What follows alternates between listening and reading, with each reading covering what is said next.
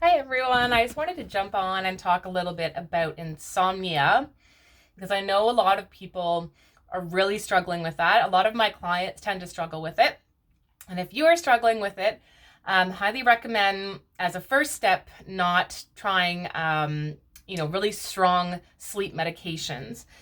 For some people, they can be beneficial, but they do have a lot of side effects. And really, we're not looking at the underlying cause, right? So there's always a reason for your symptoms, whether they're gut symptoms, insomnia, low mood, low energy. There's always a root cause. And when we're not addressing the root cause, we're basically slapping a band-aid on it, right? And that band-aid is going to have side effects. But on top of that, that root cause is going to continue to cause problems.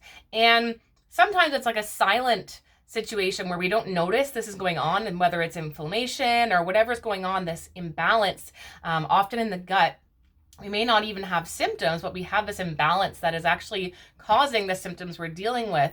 And we don't realize that it's getting worse and worse until all of a sudden we manifest a more serious illness, such as something like IBD, which is like Crohn's, colitis, those kind of serious bowel diseases. So yes, your gut bacteria and your gut is impacting your sleep.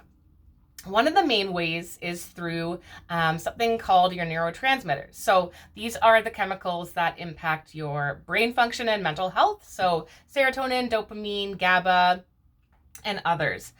These are some of the bigger ones that people tend to talk about quite a lot. And one of the big ones here is serotonin, which is one of our happy hormones. So this is why people that struggle with mental health, so anxiety, depression, where serotonin is impacted, tend to have sleep issues. And that is because serotonin actually gets converted to melatonin. And you may have heard of melatonin, which is what we need to fall asleep. So in the evening, the reason we need to avoid screens before bed is because when it gets dark, our body naturally produces melatonin to help us fall asleep and stay asleep and get a good quality sleep. But number one, if we're looking at screens, we're not going to produce enough melatonin. Number two, if we don't have enough serotonin, the happy hormone to begin with, we're not going to produce enough melatonin and we're going to have trouble sleeping. So why might we be low in serotonin, this happy hormone? There's many reasons.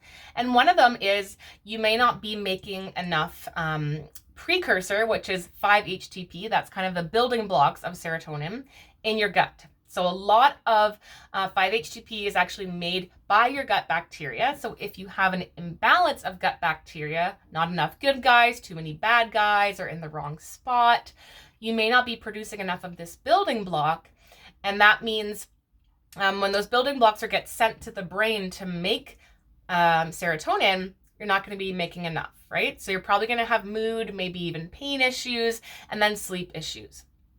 So what we can do is we can work on balancing your gut bacteria. It's a very specific 4-step protocol that I use with my clients. It's not as simple as just taking a probiotic.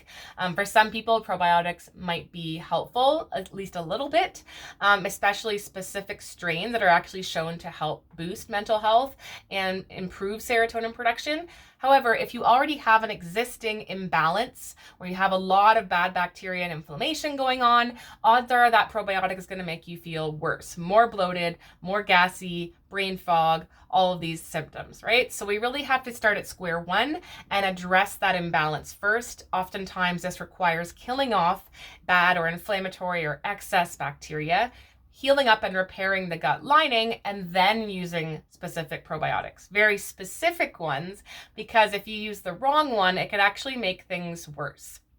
And one of the ways a probiotic can make things worse in terms of mental health and sleep is by increasing histamine. So histamine we know of as something that is like for allergies, right? When we have allergies, we start sneezing. That's because of the histamine that's being released by our immune cells called mast cells. But we do need histamine. It acts as a neurotransmitter in our body too and sends messages and whatnot. So if we have too much inflammation coming from the gut, whether that is from histamine, which is often the case with people that have gut bacteria imbalances, they can't break down the histamine, and we have too much histamine floating around the body. Not only are we going to have allergy type symptoms, but that's going to affect the brain as well and affect our ability to sleep. It's going to impact our ability to kick into that relax mode.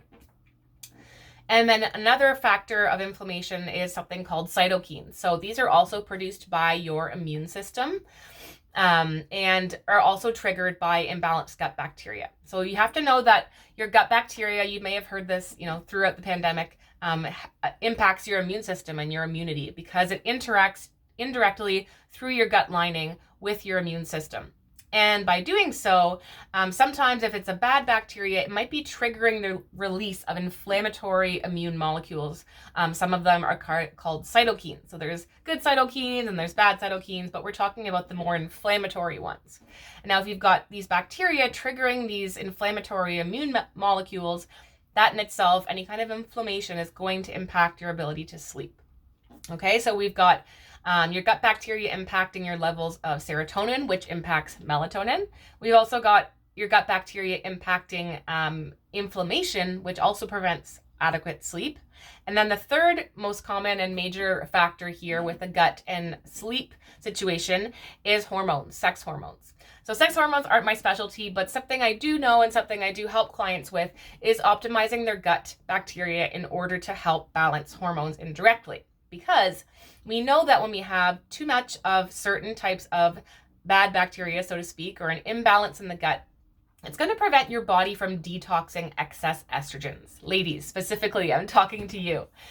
When our liver and our body notices we've got too much estrogen relative to progesterone, it says, okay, we'll pack it up and we'll send it out of the body for excretion. However, when it gets to the gut and there's the wrong bacteria there, they're actually producing an enzyme that says, no, we're going to actually reabsorb this, recycle it, and keep it in the body rather than allowing your body to excrete that excess estrogen in your stool.